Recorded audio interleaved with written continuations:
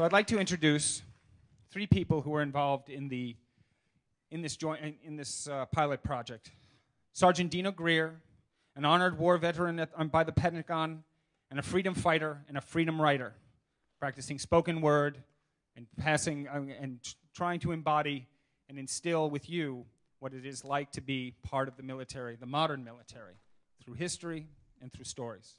Joe Brightman, who is a full sail scholar and graduate in education media and an all-around super techie guy who makes all of the tech possible for the program, and Lisa, who was up earlier as the hometown representative and the glue that brought these two worlds together.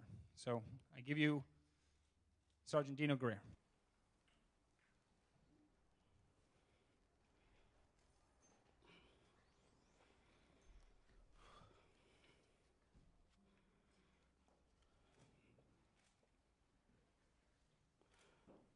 You're looking at me, but you don't see me.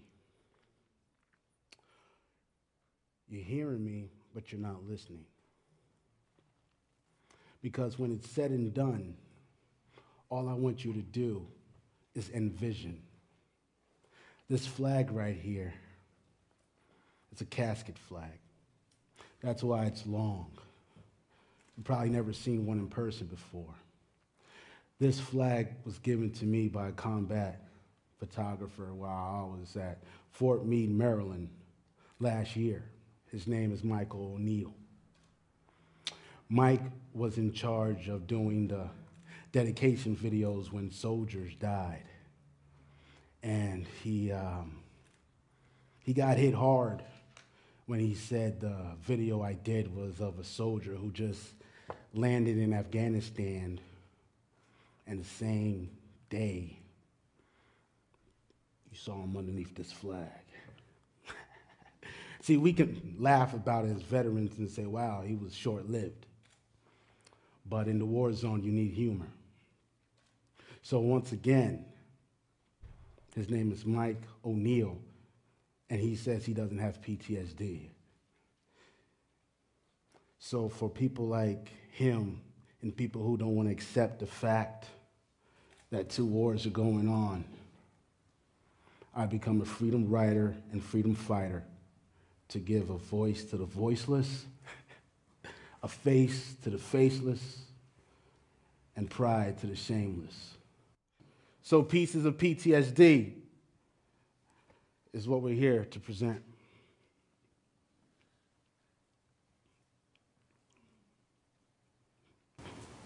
I'm the mother of two teens, and I work with veterans. And I made this analysis. You know, these teens, they're wrestling these inner wars, these inner battles with their emotions, with their hormones, coming into adulthood in a very complex world and society.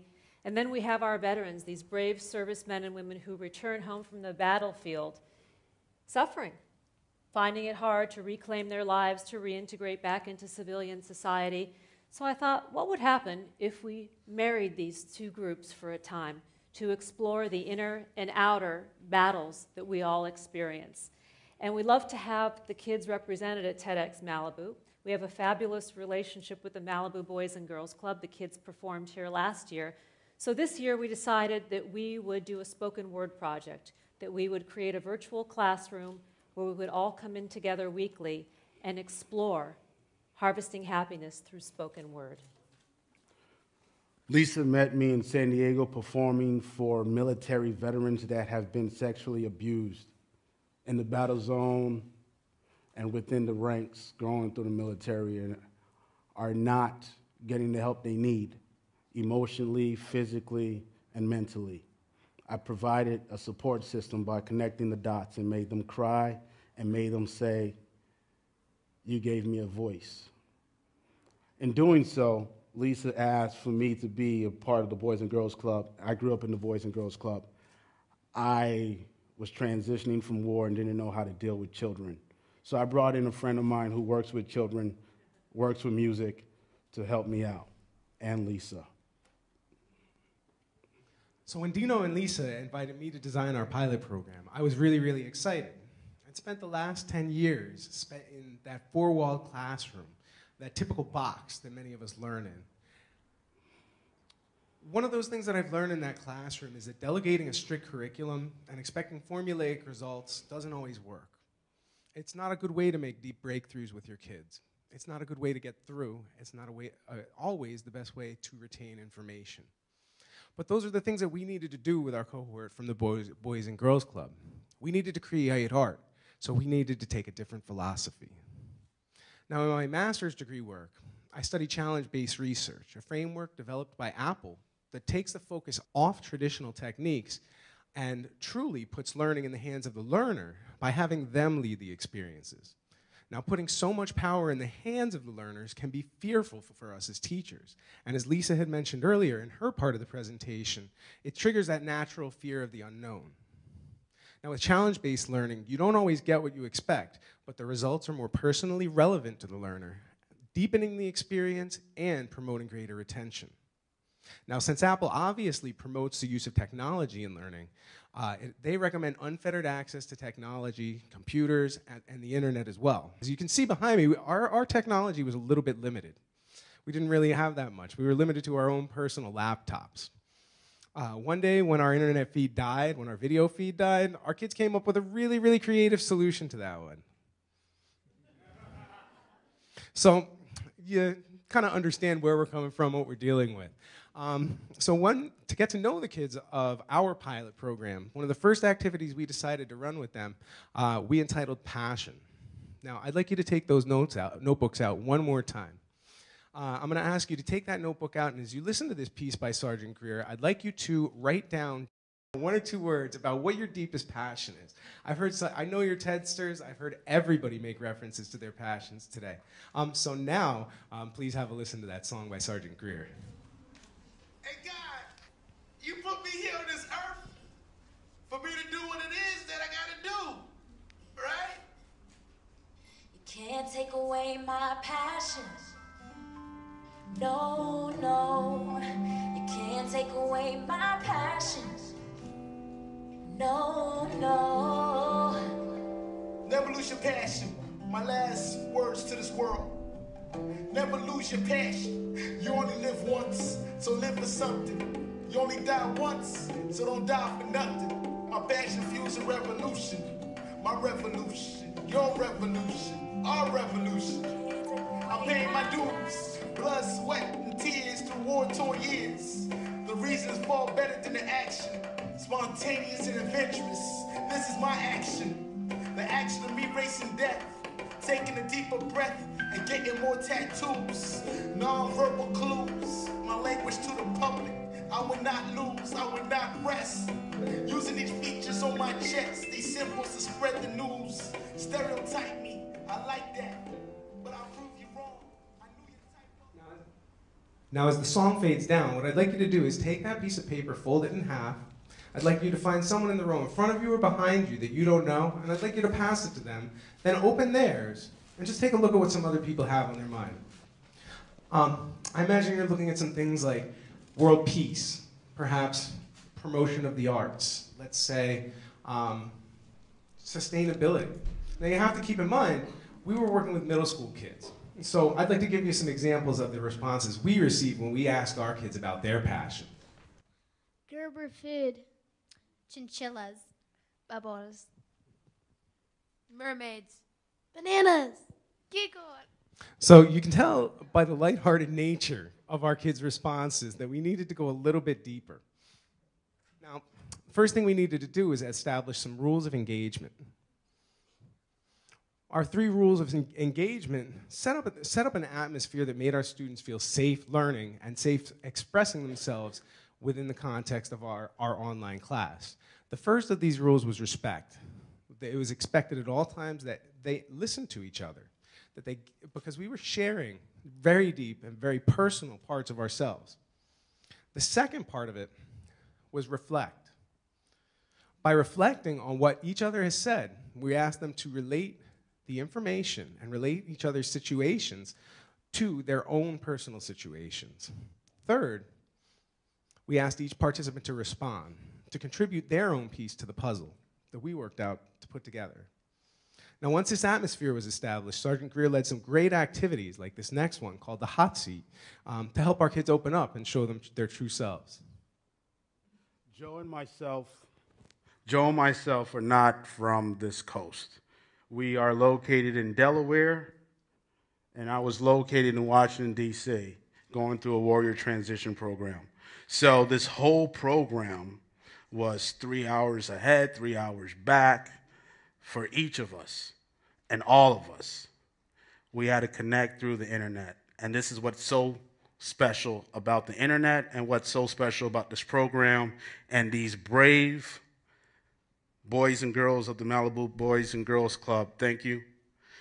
And the hot seat is you're riding on a mission in Iraq, finding IEDs.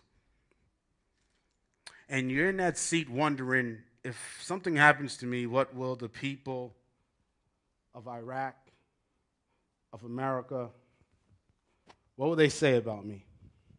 So I'm going to write. I'm going to write my last letter. You know what? I'm going to write my last words. You know what? I'm going to write my last word. The hot seat. So you're in that hot seat right now because I don't know what you feel about this whole thing that's going on. And so I'm asking you to write, after hearing the pieces that I wrote, finding IEDs in that hot seat. So I want to thank the parents that allow these kids to talk about the wars that are going on, not outer, but inner, in this hot seat. So we're going to ask these boys and girls, you have a voice. What do you want to use in the hot seat? My LOL is let out love. I heard you guys are all LOLers, right? So you guys should all be thinking the same thing or about the same thing. Thank you. Hi everyone, I'm Emily, I'm Luna. and we were born on March 31st. We are 2 years apart, but we're still best friends, and this is how we live out loud. Unicorns, narwhal. Can we start again? Okay. Unicorns, narwhal, centipede, jellyfish, squid, squirt, attach, turtle, special dolphin, chicken, butterfly. You.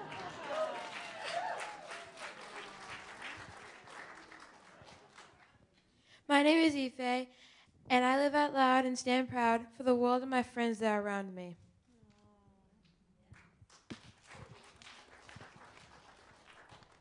It's life. We should all have fun, right? I have courage, I have voice, and I'm living out loud with my life choice. I may be different, but I still laugh and live out loud. You guys see living out loud. I see love our life. And so you can see by these examples, we got a few steps closer.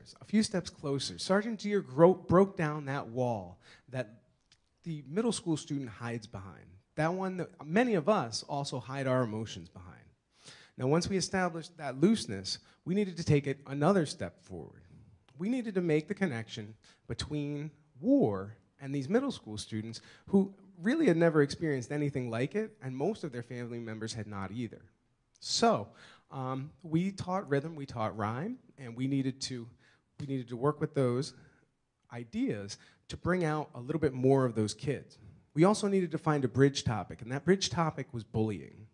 Now, bullying is something that we've all experienced, something that each and every one of us probably have been a victim of at some point in time.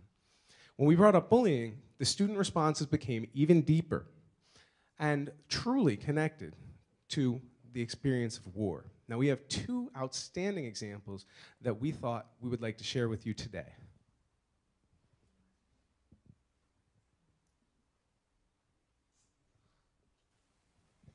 Don't you ever wonder when you listen to the thunder and your world just feels so small?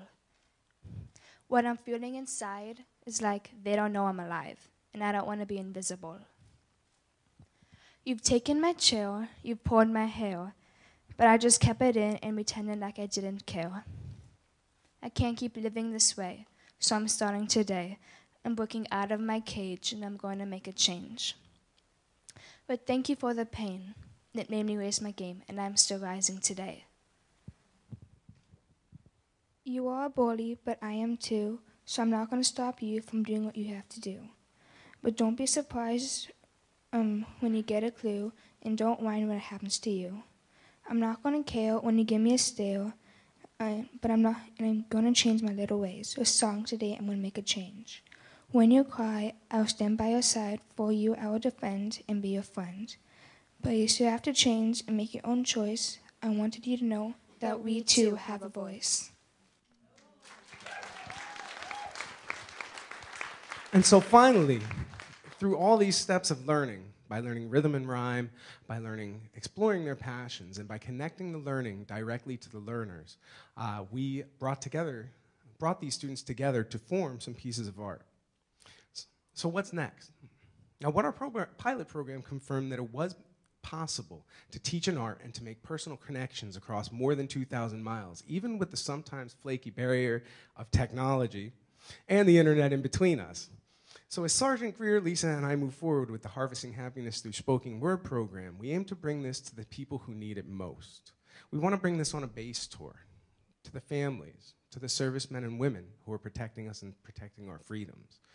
We also would like to create a network online where soldiers, their family members as well, and people who are stationed overseas can access this type of learning through learning management systems, Web 2.0 tools, social media, and all of the other powerful tools of the internet.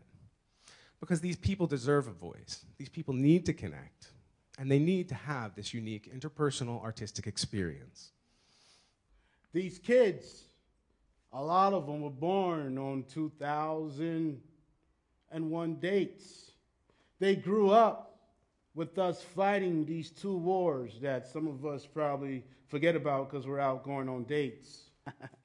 Yeah, it's kind of funny because we're living out loud, but we have to live out loud because even in war, there's so much life, as we can see here. There's art, there's music, there's soul, there's people that want to know and care. That's why we're here.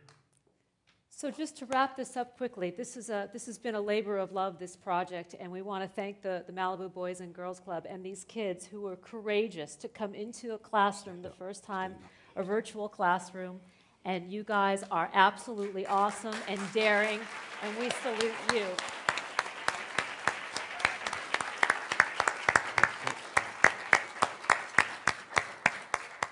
And I just wanted to add the last thing is really what we're hoping to do with this project is inspire the world to care, for the world to really understand that we need to have new forms of education, new pathways for these children to learn, and to really care about our veteran community, whether it's in the United States or abroad, because these men and women serve, and it doesn't matter our political beliefs. What matters is they come home, they need services, and they need help to successfully transition back to life and to their happiness. So thank you very, very much.